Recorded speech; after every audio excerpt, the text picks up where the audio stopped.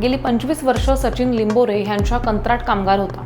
कंपनीमध्ये काम करणारे 55 वर्षीय प्रवीण घोसाळकर यांनी 17 मार्चला रविवारी रात्रीच्या वेळी कंपनी गेटवर आले, तेव्हा माझ्या लॉकरमध्ये महत्त्वाचे कागदपत्र आहेत, ते घेऊन मला उद्या मुंबईला जायचे असं सुरक्षा रक्षकाला सांगितलं। तेव्हा त्यांना हाफ पॅन्ट घालून जाऊ शकत नाही, तरी फुल पॅन्ट देऊन 5 मिनिटांमध्ये ये असं सांगितलं। पण इसम न आल्यानं तिथे जाऊन तपास घेतला, पण उशिरापर्यंत तो सापडला नाही। दुसऱ्या दिवशी शोध घेताना ह्या व्यक्तीची चप्पल पाण्याच्या टाकीजवळ आढळली आणि काही क्षणात त्याचा मृतदेह सुद्धा पाण्यात तरंगताना दिसून आला। एक्सेल कंपनीचे व्यवस्थापक मनसेकर यांनी तात्काळ पोलिसांना याबद्दल माहिती दिली। रोहा पोलीस निरीक्षक मारुती पाटील यांनी घटनास्थळी येऊन या घटनेची चौकशी केली आणि जमलेल्या गावकऱ्यांना शांत करून मृतदेह शवविच्छेदनासाठी रोहा ग्रामीण रुग्णालयात पाठवला। पुढील तपास पोलीस निरीक्षक मारुती पाटील आणि पोलीस हवालदार म्हात्रे करतायत। जो प्रकार झाला त्याची सविस्तर माहिती कशा पद्धतीने आहे आणि जो प्रसंग झाला त्यांचे घरचे नातेवाईक असतील, पोलीस प्रशासन असेल, त्याचप्रमाणे कंपनी व्यवस्थापन असेल, एकंदरीत काय यातून मार्ग निघाला? सर्वप्रथम हा जो प्रकार घडला तो आमच्या किंवा मला वाटतं ह्या MIDCच्या इतिहासामध्ये पहिल्यांदाच घडला असेल। त्याची पार्श्वभूमी अशी आहे की रविवार हा दिवस होता। रविवारी कॉन्ट्रॅक्ट एम्प्लॉई अगदीच इमर्जन्सी असेल तर आमच्याकडे कामासाठी बोलवलं जातं, परंतु त्या दिवशी बापू लिंबोरे जो कॉन्ट्रॅक्टर आहे त्याच्या एकही माणसाला आम्ही कॉन्ट्रॅक्टच्या माणसाला आतमध्ये कामाला बोलवलेलं नव्हतं।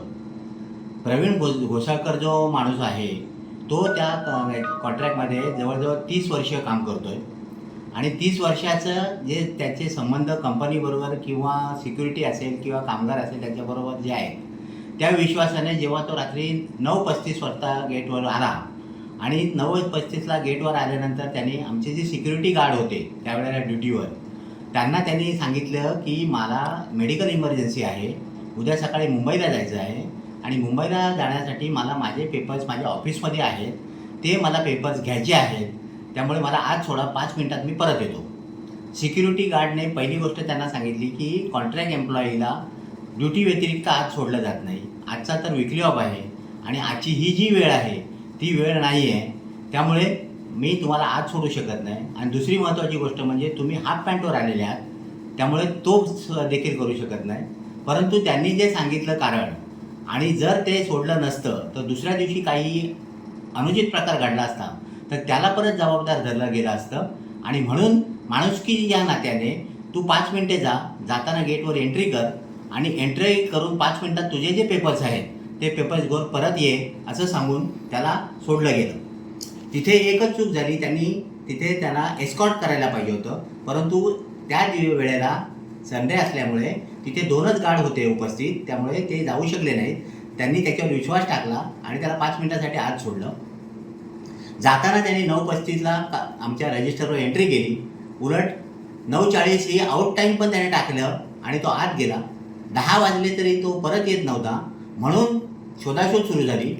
सगळे आमचे कंपनीचे कामगार, सिक्युरिटी या सगळ्यांनाही बातमी कळल्यानंतर त्यांनी पूर्ण कंपनीचा कानाकोपरा रात्रभर शोधून काढला, परंतु ती व्यक्ती कुठेही सापडली नाही। सकाळी 8:30 वाजता मी जेव्हा कंपनीत आलो त्यावेळेला मला ही बातमी कळली। खरं म्हणजे रात्री 1:10 मला ही बातमी समजली होती, परंतु मी त्यांना इन्स्ट्रक्शन दिल्या होत्या आधी सगळं शोधायचा प्रयत्न करा, त्याच्यानंतर आपण पुढे पावलं उचलू।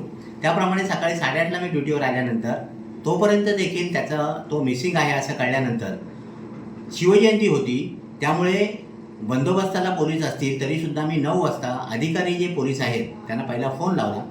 फोन लावताना कॉन्ट्रॅक्टचा जो सचिन लिंबोरे जो मालक आहे त्याला सोबत घेतला आणि त्याच्याबरोबरच बोलणी करून अधिकाऱ्यांना फोन करून मिसिंगची केस दाखल केली।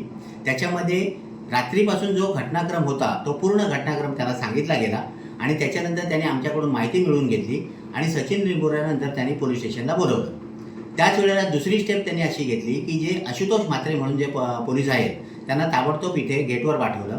आशुतोष म्हात्रे माझ्या ऑफिसमध्ये आल्यानंतर त्यांना मी सांगितलं की रात्री हा प्रकार घडलेला आहे, आत्तापर्यंत तो माणूस मिसिंग आहे, तर जो CCTV फुटेज आहे तो सगळं आम्ही तुम्हाला दाखवतो, तो CCTV फुटेज दाखवून तुम्ही तुमच्या प्रयत्न करा। आम्ही मिसिंगसाठी देखील तुमच्या अधिकारी साहेबांना आम्ही सांगितलेलं आहे।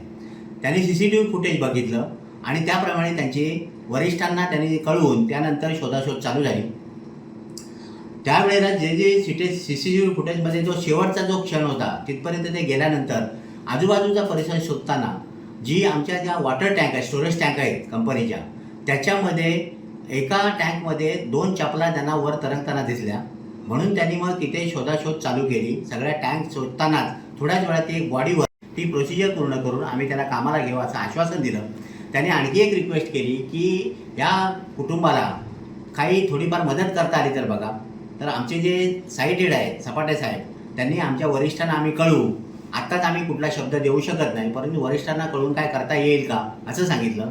नंतर कॉन्ट्रॅक्टरला बोलवलं. कॉन्ट्रॅक्टरने त्यांना 2 लाख रुपयाची मदत, माझ्या माहितीप्रमाणे 2 लाख रुपयाची मदत आणि जे काही लिगल ड्यूज आहेत ते सगळं देऊ असं कबूल केलं. कारण त्यांनी ऑलरेडी त्या फॅमिलीला बरीच मदत केलेली आहे असं त्यावेळेला त्यांनी सांगितलं. आणि जी काही मदत आहे ती सगळी आणि त्या फॉर्मॅलिटीज आम्ही कंप्लीट करून त्यांना कुटुंबाला मदत करण्याचा प्रयत्न करू. त्याच्यानंतर 6:30 पावणे 7पर्यंत ते मॅटर पूर्ण संपलं. त्यानंतर टँकमधून बॉडी काढण्यात आली. ॲम्ब्युलन्सला बोलवून बॉडी पोस्टमॉर्टमला पाठवून दिली. अशा प्रकारे सगळ्यांच्या सहकार्याने व्यवस्थित ती गोष्ट पार पाडली. एक गोष्ट ह्याच्यात सांगण्यासारखी आहे, आमचा निग्लिजन्स म्हणण्यापेक्षा माणुसकी आम्ही दाखवली आणि त्या माणुसकीमुळे पुऱ्या MIDCला जो काही धडा मिळाला पाहिजे तो मिळाला. ह्यापुढे आमच्या कंपनीमध्ये कुठलीही व्यक्ती, अनोळखी व्यक्ती असेल, ओळखीची व्यक्ती असेल, तरी तो आमची जी काही सिक्युरिटी आहे त्याच्या ज्या काय आम्ही फॉर्मॅलिटीज किंवा आमचे जे काही याच्या पुढच्या ज्या सिस्टीम्स असतील त्या पूर्ण केल्याशिवाय आत येणार नाही, हे याची आम्ही नक्कीच दक्षता घेऊ. आणि ह्यापुढे असा कुठल्याही प्रकारचा अनुचित प्रकार घडणार नाही याची ॲज अ कंपनी म्हणून आणि ॲज अ HR मॅनेजर म्हणून मी तुम्हाला ग्वाही देतो. धन्यवाद.